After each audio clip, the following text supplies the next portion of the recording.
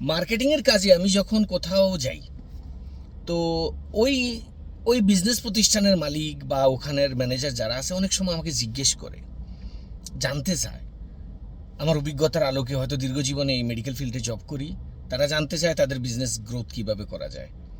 আমি পরামর্শ দিই, আমার অভিজ্ঞতার আলোকে আমার কাছে যেটা ঠিক মনে হয় আমি এটা পরামর্শ দিই, অনেস্টলি দিই। তো অনেক সময় অনেকে খুশি হয়, বা মাঝে মধ্যে দু একজন বলে যে আপনি তো অনায়াসে মানুষকে পরামর্শ দেন, কিন্তু এই পরামর্শ তো অনেকে দেয় না, মানুষ মনে করে কম্পিটিটর তৈরি হবে, তার একটা প্রতিযোগী তৈরি হয়ে যাবে। তা আমি বলি এটা একটা ভুল ধারণা। আপনি আমার কম্পিটিটর তৈরি হতে গেলে আপনাকে আমার সবগুলা গুণ জানতে হবে, এটা পসিবল না। আপনাকে আমি পরামর্শ দিচ্ছি হয়তো 2টা 3টা, আমার মধ্যে হয়তো 50টা গুণ আছে।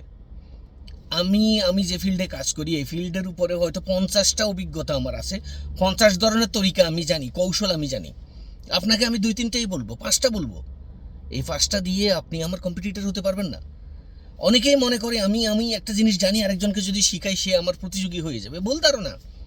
মোমবাতি একটা জ্বালাই, যদি একটা মোমবাতি থেকে 100টা মোমবাতি আপনি জ্বালান, এই মোমবাতির আলো কমবে না। জ্ঞান কখনো বাটলে কমে না।